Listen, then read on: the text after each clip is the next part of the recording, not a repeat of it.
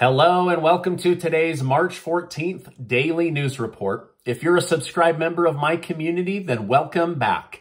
You watch this channel each day because I keep you in the loop on what's really going on in Washington, D.C. with President Biden and the U.S. economy. There's so much to cover, so let's just jump right in.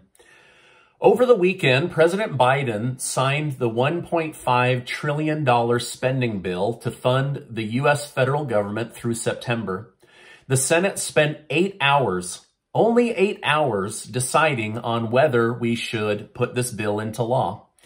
Isn't it interesting that the Senate took 8 hours to create $1.5 trillion in new debt and give another country $13.8 billion, but took over 5 months to get you a $600 stimulus check? Something's really going wrong when the American people are last when it comes for help. Also, within this bill, Congress gave itself the ability to raise salaries in Washington, D.C. by 21%. House Speaker Nancy Pelosi and others said it's really hard to get top quality people if you aren't paying top wages. Therefore, even though they gave a raise last year, they went ahead and decided to do a 21% raise this year. And you know what else is up 21% in the last 14 days? Gas.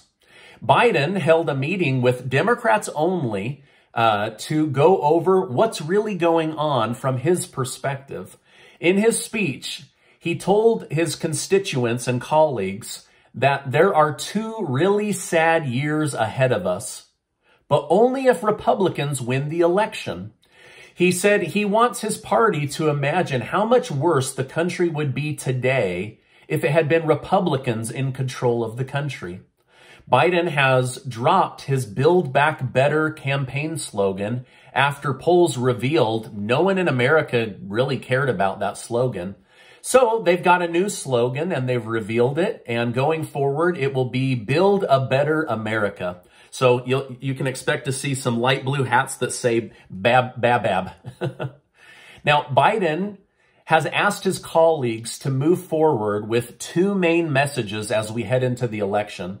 He said, we need the people to see how Democrats will turn this around over the next 2 years by building a better America. And second, he wants them to continually point out this Putin price hike and how Democrats had nothing to do with it. It's all Putin's fault. So these are the 2 main talking points he asked his party to go to the media with. So don't be surprised if you see Build a Better America and Putin's price hikes or blaming everything on Putin as we go forward towards the 2022 election cycle. Former Democrat Senator Heidi Heitkamp said, the real person to blame for all of this is Donald Trump. It's Trump's fault for letting Americans get used to cheap gas. It's Trump's fault for high inflation, and Biden hasn't done a very good job of helping the American people see it was Donald Trump's fault. So I guess if you're mad at cheap gas prices, then you need to blame President Donald Trump for that. And if you're mad about high gas prices, you need to blame Vladimir Putin for that. But nowhere do you blame Joe Biden, according to this senator. However, many economists are saying with 40-year high inflation, they were shocked, absolutely shocked, to see the federal government take on another $1.5 trillion in debt to pass this spending bill. Now, I read something shocking today. Democrat midterm election campaign chief representative Sean Patrick Maloney of New York admitted why he thinks Democrats could likely lose the House and the Senate later this year. He said, voters are not the problem. The problem is us. Now, this is the first time I've not heard the voter blamed, so maybe I was shocked because it's just so refreshing. But he said, this is not the voters' fault. This is our fault. He said, the Democrat Party is putting out confusing and contradictory messages. Some are saying, we know better than parents when it comes to educating your children on modern issues. Others are saying, we need to defund the police, while many are saying, don't say that. Why would you say that out loud? He said, we are struggling as a party to make changes to infrastructure, even though we've passed billions and billions and billions of dollars. And he said, we're going to have a heck of a time spinning these rising gas prices. So, I mean, he was very honest about what Democrats are up against in this coming election cycle. But I got to be honest, I was a little bit shocked to see that. Now, Republicans aren't going to have the easiest of time. It's not like everybody's becoming a Republican. And many Republicans are going to have to answer the question, why didn't you do more for the American people? We understand you feel you're doing more with lowering taxes, with trying to get more oil drilled here at home. But when it came to passing bills, you really did step away. And I believe some of that was so that they could say, we weren't a part of inflation. You guys passed all those bills on your own. It's in the media. Everybody knows it, right? So again, it's just the blame game. Just the blame game once again. In some big news, triple vaccinated former President Barack Obama says he has tested positive for COVID.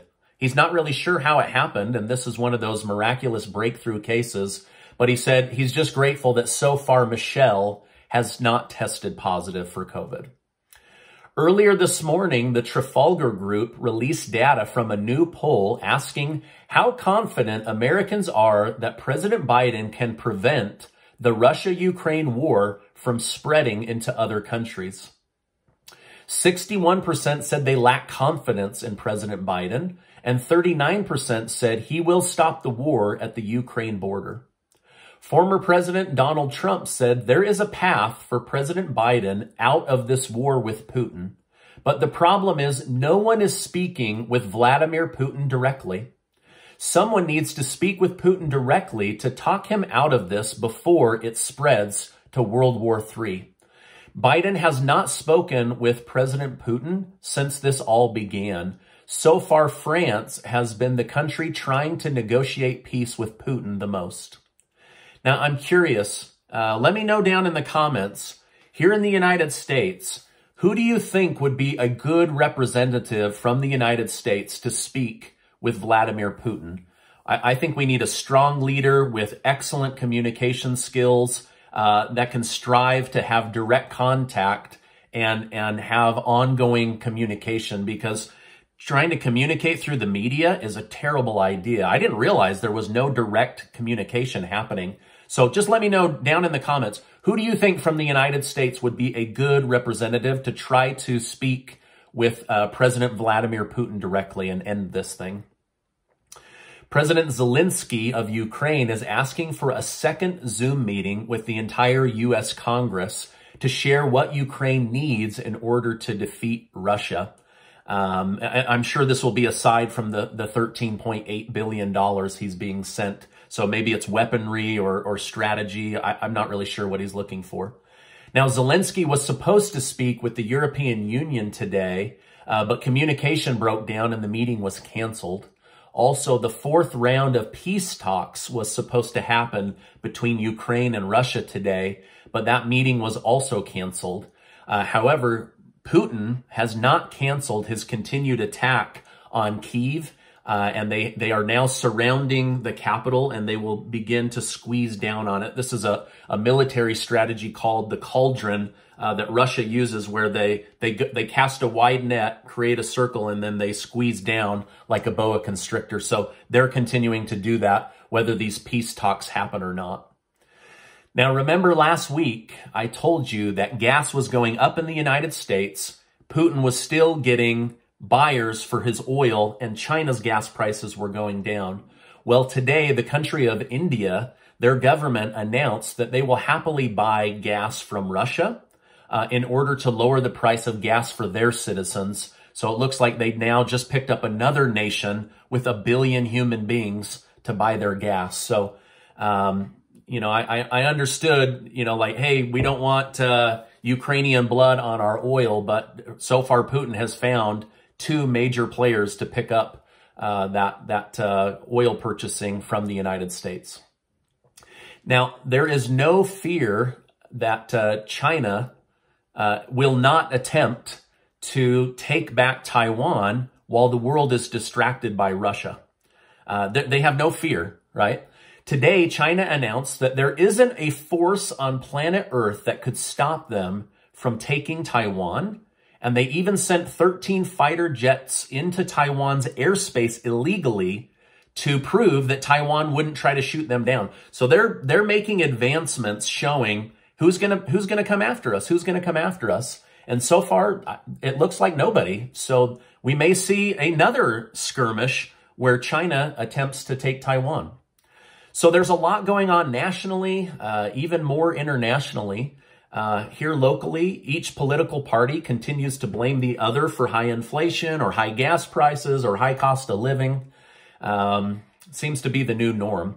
Now, this is expected to be a huge week of news here at our homeland here in the United States and also internationally. I'll be on each and every day with short videos and, of course, my daily news report to keep you guys in the loop on what's really going on.